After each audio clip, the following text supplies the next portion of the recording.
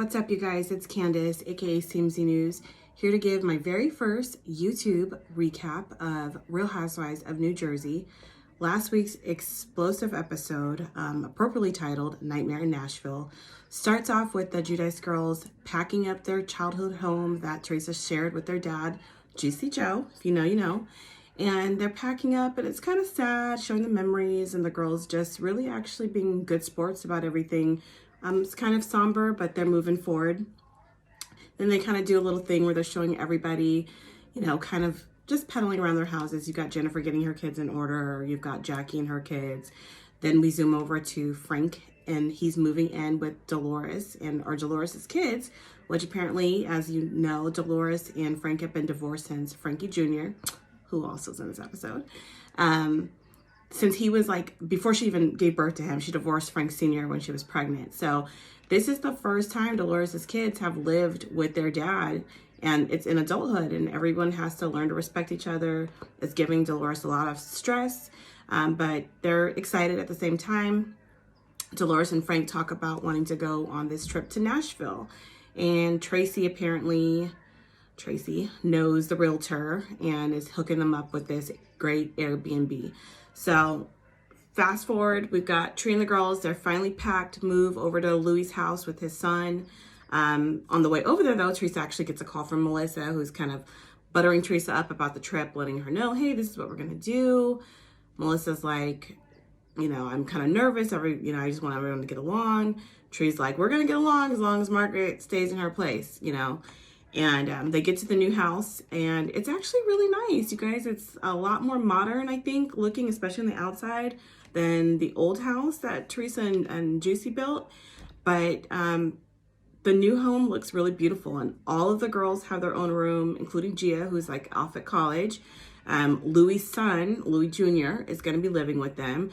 And my biggest takeaway from that scene was just how appreciative all the kids were. They were just like, thank you. Louis' son was like, I've seen all the work you guys have done in this house. You know, it's beautiful. But yeah, so I really like that the kids were just so appreciative. They're showing them the house, and it's beautiful. And they're actually really blessed, you know, to have the previous home that was a beautiful home, even if it like wasn't my style or, you know, but now they have this other really beautiful home. And they look honestly very happy to be moving in. And we get a talking head from Gia, who says, like, look, you know, we're going to miss our childhood home. It's a little difficult, but I'm pretty sure we're going to make some good memories here. So let's just get down to Nashville. They head to the airport. Teresa and Margaret have like a little run-in. They say hi. Teresa gives her little, hey, you know, and Margaret's like, oh, she's so fake, whatever. They go on the plane. They get there. They have to take 2 separate cars. There's a lot of them. Plus, there's still COVID. In the bus with Teresa and Joe, we get like a small clip of Antonia's Sweet 16, which I'm kind of like, I would have actually liked to see that. I really don't feel like, you know, Melissa and them always have their own storyline. So it would have been nice to kind of watch her planning Antonia's Sweet 16, dealing with her teenager. I think that's something a lot of moms can relate to. Just kind of how that age group is.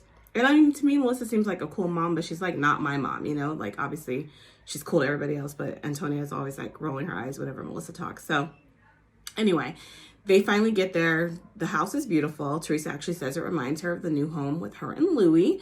And everyone's there. Dolores announces that Teresa and Louis are actually going to be the ones who get the master bedroom because they're in the love bubble. And, you know, Melissa's kind of giving her a hard time. She's like, who walks in and demands a room? I'm like, Melissa, the Queen of New Jersey does. Teresa, like, put a little respect. Yes, she gets her own room there. She gets the master room. No. Actually, that was really nice of Dolores to do that because it's Dolores and Frank's trip. They really didn't need to actually give them the big room. But the guys go outside. They start playing, literally playing. They're, like, jumping on a trampoline. Jackie and the girls all start looking for rooms, and then you find Teresa and Jackie find each other and start talking.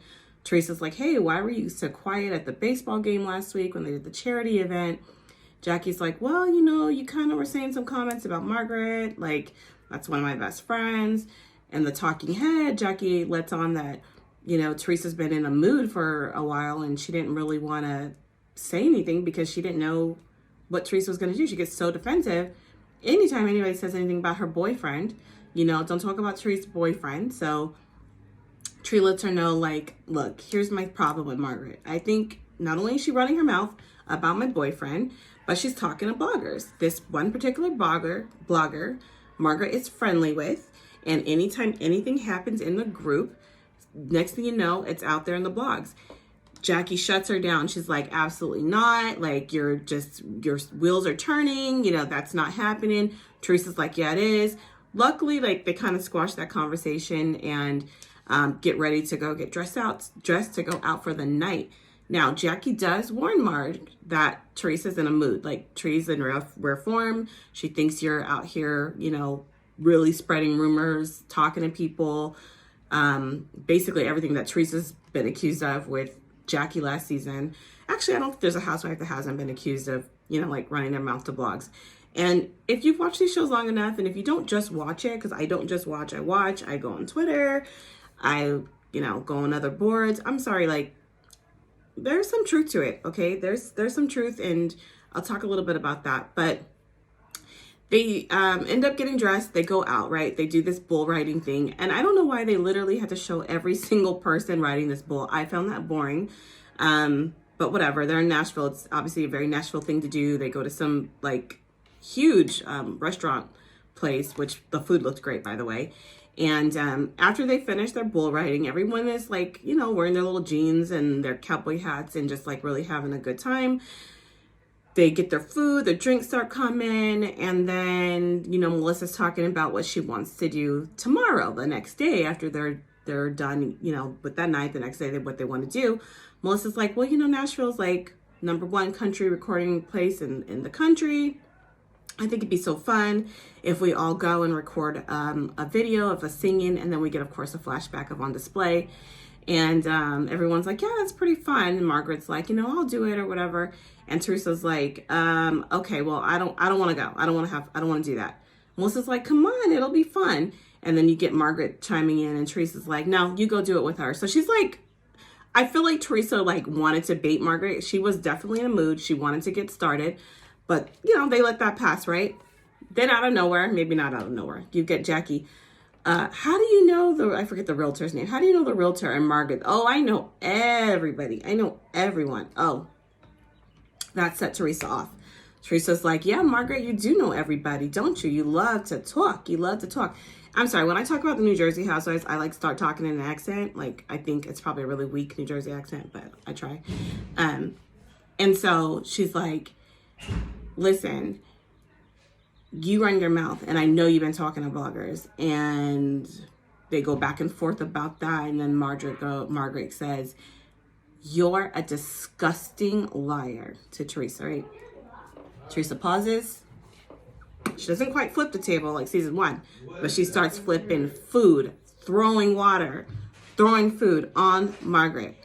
They have to escort Teresa off the table. She's just like, expletive, Europe, bleep, Europe, bleep, Europe, blah, blah, blah, like using slurs, like everything. They have to drag Teresa out of there. Basically, we got season 1 Teresa, but like season 1 Teresa who knows she can't put hands, like for reals, can't do anything. So she knows though she can throw some food. And I'm sorry, like it was probably, I thought it was explosive. I mean, Margaret then goes, you know, she's trash. She's this, she's disgusting, you know, blah, blah, blah. We're in a restaurant. Like, hello, Margaret, you've literally poured water on Danielle. Where were they? Like at a dress shop or something? Like, you've pushed people in the pool. You've definitely cursed at restaurants. Like, let's not forget how you have also behaved. You have literally done the exact same thing, but whatever.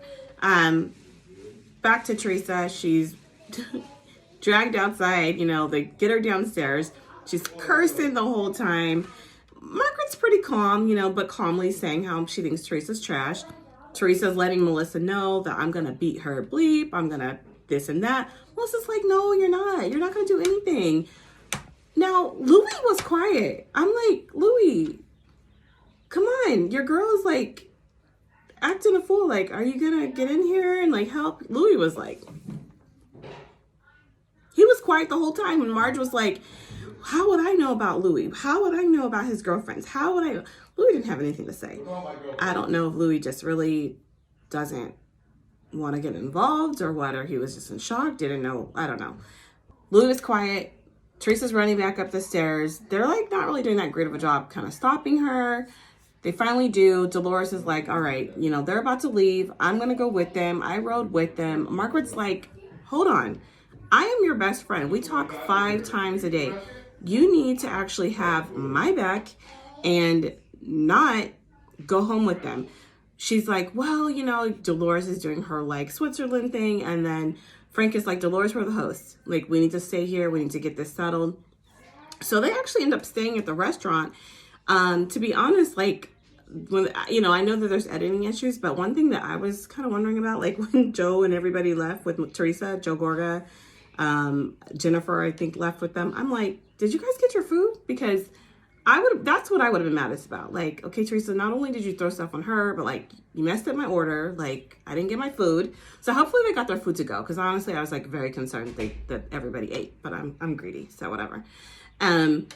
They get back to the table, you know, they're getting their food and they're like, you know, they show the bus ride home with Teresa talking about Margaret and keep her away from her, blah, blah, blah. Then you got Tracy. Oh, never in my life have I seen people act this way. You know what, Tracy? Do me a favor and please keep Teresa's name out of your mouth. Okay, you're new.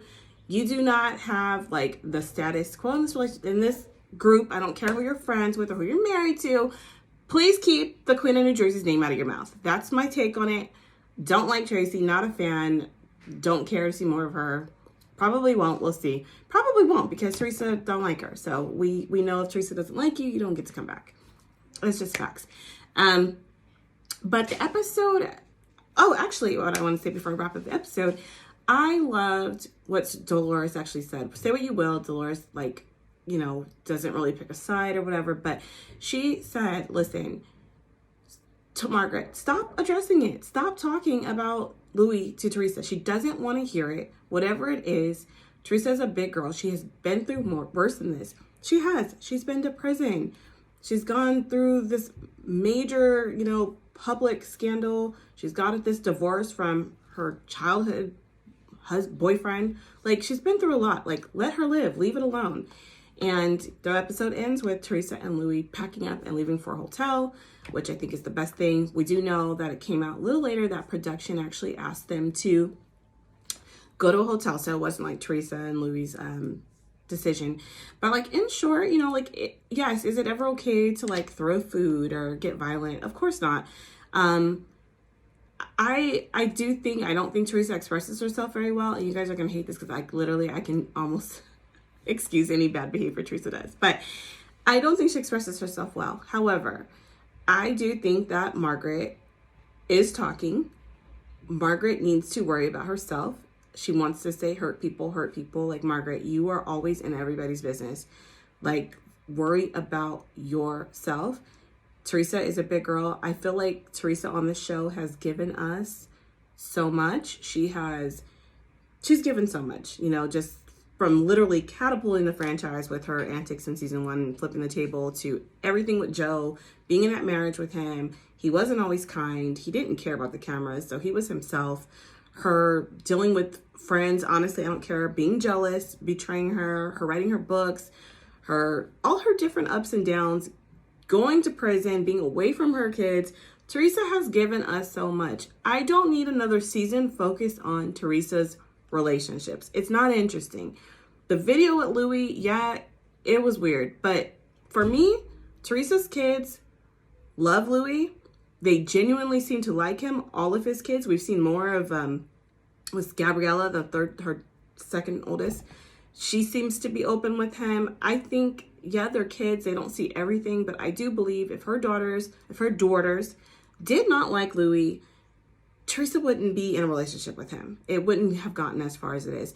Time will tell, though. But I think they need to, like, let the mouse go, in the words of Sutton Strack, Beverly Hills. Let the mouse go. So we will see tomorrow. This new episode will come on, and we will see what happens. We've seen the clips. Teresa's wanting, again, loyalty from everybody. Maybe she doesn't always seem that loyal to everyone else, but she wants the loyalty. She wants her sister-in-law and her brother to put Margaret in their place. And so we'll see what happens. I'm looking forward to it. I think the season has been really great with everything. I wish I had been doing these recaps, but it's not always easy to do it, guys. But I really hope I can. And if you do like it and you like what I've said, hopefully I'll get, I'll keep doing it, get more comfortable and have more people watching this. But if you do like it, like the video, subscribe, and most importantly, leave me a comment, because I really like to hear people's opinions, especially if you disagree. I know a lot of y'all do not like Teresa, so I love to hear other people's opinions about Teresa, and then you'll see literally how I will defend her for everything. But thank you for joining me, and if you watch this, I hope you enjoyed it.